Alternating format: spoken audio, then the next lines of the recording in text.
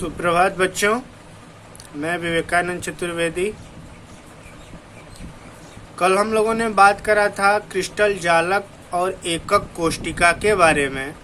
Crystal जालक के बारे में जैसा मैंने आपको बताया था कि किसी भी चीज़ की जो संरचना होती है, जो उसका संपूर्ण भाग होता है, वह छोटे छोटे अवयवी कणों से मिलकर बना होता है और उन अवयवी कणों को जालक बिंदु या जालक स्थल कहते हैं। और उनसे मिलकर जो एक पूरी संपूर्ण संरचना मूर्त रूप में प्राप्त होती है उसे हम क्रिस्टल जालक कहते हैं।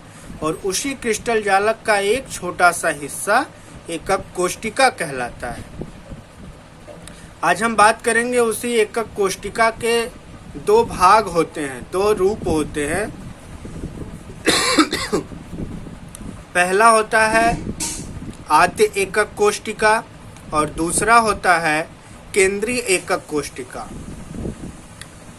तो आद्य एकक कोष्टिका हम उन्हें कहते हैं कि जब हमें कोई भी क्रिस्टलीय संरचना प्राप्त होती है तो उन क्रिस्टलीय संरचनाओं में दो चीजें होती हैं।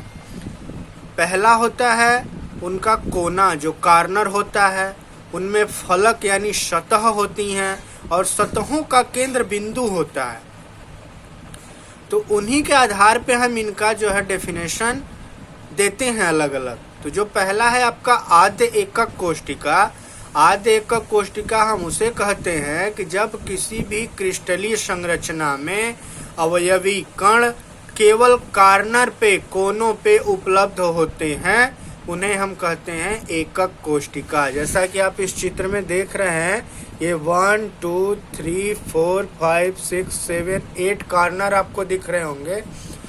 ये आपका नीचे 1 2 3 4 और 1 2 3 4 4 ऊपर। तो जब इस प्रकार की क्रिस्टलीय संरचना में अवयवी कण केवल कोनों पर उपस्थित हों तो ऐसी क्रिस्टलीय संरचना को हम कहते हैं आद्य एकक कोष्टिका। दूसरा भाग है हमारा केंद्रीय एकक कोष्टिका। केंद्रीय एकक कोष्टिका क्या होते हैं? जब अवयवी कण इन कार्नरों पे तो उपस्थित हों ही, इनके अलावा उस क्रिस्टल संरचना में अन्य स्थितियों पे, उनके अतिरिक्त अन्य स्थितियों पे अगर उपस्थित हों तो उन्हें हम कहते हैं केंद्रित एकक कोष्टिका। अन्य स्थिति से तात्पर्य क्या है कि जैसे उनके फलक हो गए, फलकों के केंद्र बिंदु हो गए, या पूरे क्रिस्टल का जो केंद्र होता है वहां हो गए, तो उन परिस्थितियों में हम कहते हैं केंद्रीय एकक कोष्टिका। तो इनके तीन भाग होते हैं, अंतः केंद्रित, फलक केंद्रित और अंत केंद्रित। अंतः केंद्रित का तात्पर्य क्या होता है? अच्छा, इन तीनों परिभाषाओं में हम बात करें तो कोनों पर यानी कार्नर पर प्रत्येक अवयवी कण उपस्थित होंगे, उसके अलावा अगर कोई उपस्थिति हो तो उसे ही हम केंद्रित कहेंगे। तो अंतः केंद्रित में क्या होगा कि कार्नर पे उपस्थित होंगे और पूरे क्रिस्टल के जो अंतः केंद्र होते हैं उन पे इनकी उपस्थिति होगी, तो हम उसे अंतः केंद्रित एकक कोष्टिका का नाम देंगे। दूसरा है फलक केंद्रित। जब उस क्रिस्टलीय संरचना में कोनों पर अवयवी कण उपस्थित हों और उनके फलक यानी सतह पर, जैसे कि मैंने क्यूब की बात करा कि उसमें 6 फलक होते हैं, तो उन 6 फलकों पे जब अवयवी कण उपस्थित हों और कोनों पे उपस्थित हों तो उसे हम फलक केंद्रित कहते हैं। और अंत केंद्रित का तात्पर्य क्या है कि जब कार्नर पे उपस्थित हों अवयवी कण और उसके अलावा दो विपरीत फलकों पर यानी आमने सामने के फलकों के केंद्र पे उपस्थित हों, जैसे कि ये फलक और ये फलक हमने ले लिया, इसके केंद्र पे उपस्थित हो और कार्नर पे उपस्थित हो, तब हम उसे कहेंगे अंत केंद्रित एकक कोष्टिका। यानी कि एकक कोष्टिका का जो प्रकार आपने देखा वो दो प्रकार का। आद्य एकक कोष्टिका, अवयवी कण केवल क्रिस्टल संरचना के कार्नर पे उपस्थित, कोनों पर उपस्थित होंगे। केंद्रित एकक कोष्टिका, अवयवी कण कोनों के अतिरिक्त अन्य स्थितियों पर उपस्थित होंगे, जैसे फलक, केंद्र बिंदु इत्यादि।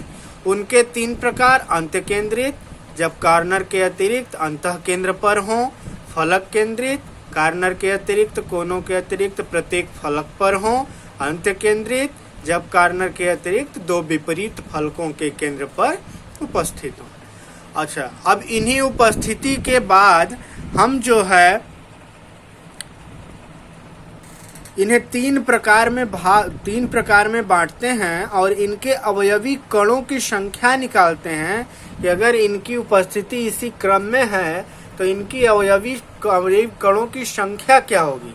तो सबसे पहले हम बात करते हैं आद्य घनीय एकक कोशिका, क्यूबिक क्लोज पैकिंग। इसमें हम परमाणुओं की संख्या निकालें तो हमने बताया कि आद्य घनीय एकक कोशिका में परमाणु अवयवी कण कहाँ उपस्थित होते हैं, कार्नर में। और क्यूबिक में कार्नर की संख्या कितनी होती है, 8। तो 8 कार्नर हो गए और एक कार्नर पे परमाणुओं की संख्या कितनी होगी, 1/8।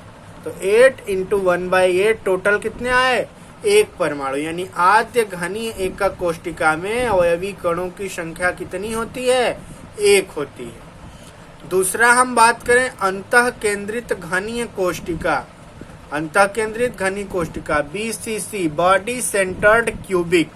इसे क्या कहते हैं, बॉडी सेंटर्ड क्यूबिक। इसमें क्या होते हैं कि कोनों के अतिरिक्त प्रत्येक केंद्र पर उपस्थित होते हैं परमाणु। तो 8 कोनों पर अभी हमने निकाला, 8 × 1/8 1 परमाणु, और प्रत्येक केंद्र पर हो गए 1 परमाणु। यानी कुल परमाणुओं की संख्या क्या हो गई, 1 + 1 2 हो गई। तीसरा हम निकालेंगे फलक केंद्रित घनीय कोशिका FCC, फेस सेंटर्ड क्यूबिक।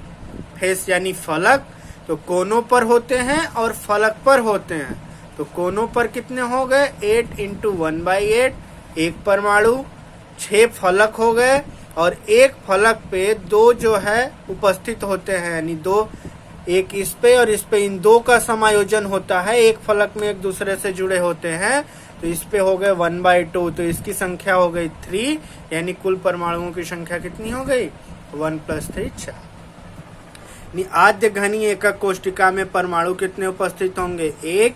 अंतः केंद्रीय आद्य घनीय एकक कोशिका यानी CCP, क्यूबिक क्लोज पैकिंग, 1 परमाणु। अंतः केंद्रित घनीय कोशिका BCC, बॉडी सेंटर्ड क्यूबिक, 2 परमाणु।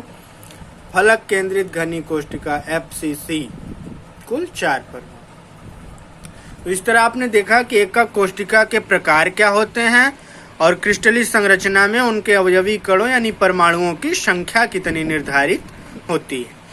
अब ये जो आप एकक कोशिका का प्रकार देख रहे हैं, इन्हीं के आधार पे इन्हें कुल 7 भागों में विभाजित किया गया है और उनमें कुछ निर्धारित संरचनाएं होती हैं और 7 को मिला के कुल फिर 14 उपभाग बनते हैं, जिसे ब्रेविस नाम के एक साइंटिस्ट ने बनाया था। उन्हीं के आधार पे इसे ब्रेविस लैटिस बोलते हैं, ब्रेविस क्रिस्टल बोलते हैं।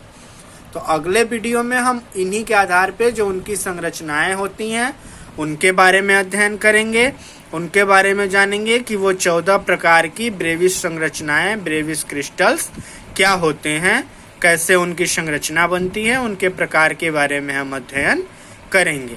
तब तक के लिए धन्यवाद।